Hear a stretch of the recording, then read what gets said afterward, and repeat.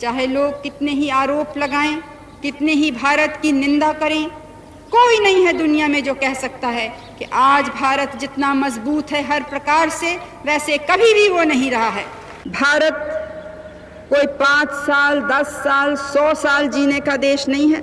हजारों साल जीवित रहा है और हजारों साल और इसको जीवित रहना है। कभी कभी इतिहास के पन्नों में छुपी कुछ आवाजें समय बीत जाने के बाद भी दिल को उसी तरह छू जाती है।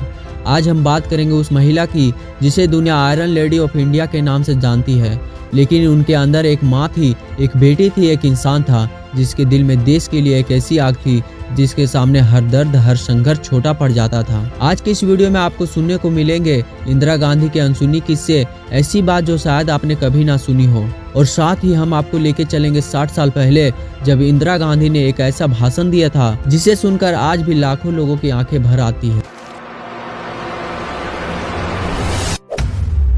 इंदिरा गांधी एक ऐसा नाम जिसे हर भारतीय जानता है, लेकिन कम लोग यह जानते हैं कि इस लोहे की महिला के पीछे एक घायल दिल, एक टूटा हुआ बचपन और एक अकेला लड़की की कहानी छुपी हुई थी। इलाहाबाद के वह घर आनंद भवन इतिहास में दर्ज है, लेकिन उस बड़े से घर में एक छोटी सी बच्ची बहुत अकेले रहती थी, क्योंकि पिता जवाहरलाल नेहरू आजादी की लड़ाई में हमेशा जेल में और माँ कमला नेहरू हमेशा बीमार। इंदिरा गांधी ने कई बार कहा था, मेरा बचपन की सबसे बड़ी याद एक सन्नाटा है।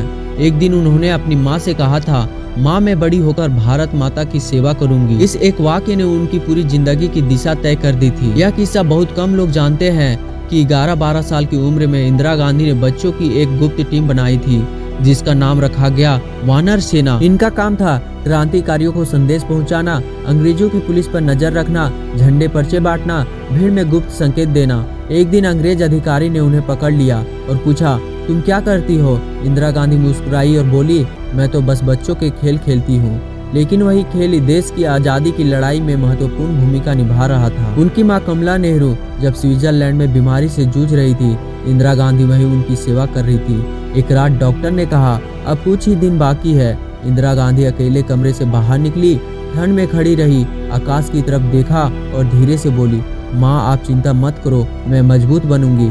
उस पल यह 18 साल की लड़की अंदर से टूट चुकी थी, लेकिन यह टूटना आगे चलकर उन्हें आयरन लेडी बनाती है। अब हम आते हैं उस हिस्से पर जिसके लिए आप इस वीडियो पर आए हैं। 60 साल पहले का वह भाषण जिसे सुनकर आज भी दिल भर आता है।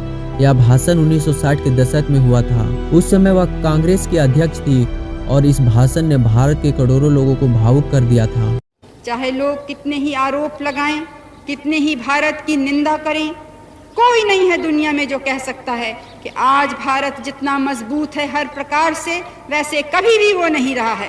हमें मालूम है कि कभी कभी अन्याय होता है, हमको मालूम है कि कभी कभी अत्याचार होता है, हमको मालूम है कि कभी कभी भ्रष्टाचार भी है।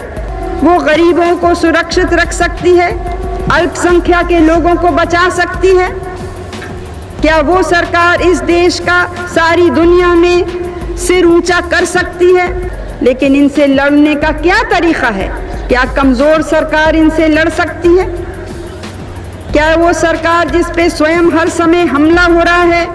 भीड़ में पूरा हॉल शांत था, एक भी आवाज नहीं। और फिर उन्होंने कहा, अगर मुझे अपनी खुशी दुख भारत के लिए कुर्बान करना पड़े तो मैं एक पल भी नहीं सोचूंगी, क्योंकि यह मिट्टी, यह झंडा, यह देश मेरा सबसे बड़ा गर्व है। इस भाषण के अंत में उन्होंने एक लाइन कही थी जिसे सुनकर लोग रो पड़े थे, भारत मेरे खून में है और मैं आखिरी सांस तक इसकी रक्षा करूंगी। बांग्लादेश युद्ध के दिनों में एक रात राव अधिकारी ने कहा, मैडम आपकी जान खतरे में है, आपको आज रात दिल्ली नहीं जाना चाहिए। लेकिन इंदिरा गांधी मुस्कुराई और बोली, अगर मैं डर गई तो देश कैसे लड़ेगा? वह रात भर विमान में बैठकर सीमा के हालात की रिपोर्ट लेती रही। उनका यह साहस दुनिया ने देखा और कहा, India is lady by a tiger. Indira Gandhi अपनी डायरी में लिखती थी, देश मेरा पहला प्यार है। कभी कभी मुझे लगता है मैं अकेले नहीं बल्कि 100 करोड़ भारतीयों की जिम्मेदारी लेकर चल रही हूँ। मजबूती का मतलब पत्थर होना नहीं, गिरकर फिर से उठ जाना है। और एक लाइन बार बार लिखती थी, मेरी माँ ने मुझे डरना नहीं लड़ना सिखाया है। बड़े नेता बड़ी ताकत, लेकिन मन इंसान का ही होता है। उन्होंने एक बार कहा था, मैं रात रात जगती हूँ क्योंकि देश को सोने देना है। आलोचना होती थी, विरोध होता था, अखबार में झूठ लिखा जाता था, लेकिन वह हर सुबह खुद को एक ही बात कहती थी, देश पहले मैं बाद में। इंदिरा गांधी ने एक भाषण में कहा था, मुझे पता है एक दिन मेरा जीवन खतरे में पड़ेगा, लेकिन अगर मेरी मौत मेरे देश को एकजुट कर दे तो यह मेरा सबसे बड़ी जीत होगी। इन शब्द में एक अजीब सन्नाटा छिपा था, एक एहसास जिसे उन्होंने अपने भविष्य का अंदाज था। 31 अक्टूबर 1984 की सुबह उन्होंने अपनी सफेद साड़ी पहनी, बाल बांधे आईने में खुद को देखा और सिर्फ इतना कहा, आज मुझे बहुत काम करना है।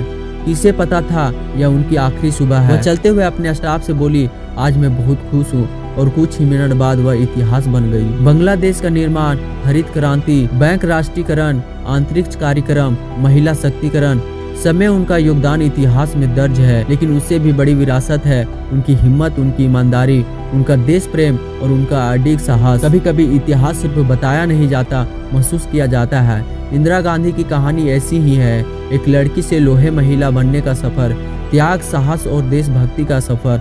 60 साल पहले दिए गए उनके शब्द आज भी दिल में आग जला देता है, क्योंकि देश के लिए मर मिट जाने का जज्बा हर इंसान में नहीं होता, वह सिर्फ कुछ महान आत्माओं में होता है, और इंदिरा गांधी उन्हीं में से एक थी। अगर आपको इंदिरा गांधी के ये अनसुनी किस्से और 60 साल पुराने भाषण की भावनात्मक प्रतिध्वनि पसंद आई तो इस वीडियो को लाइक करके शेयर करें और हमारे चैनल को सब्सक्राइब करना ना भूलें। कमेंट में बताएं आप और किस महान व्यक्ति की कहानी सुनना चाहेंगे। फिर मिलते हैं एक नई वीडियो के साथ। जय हिंद, जय भारत।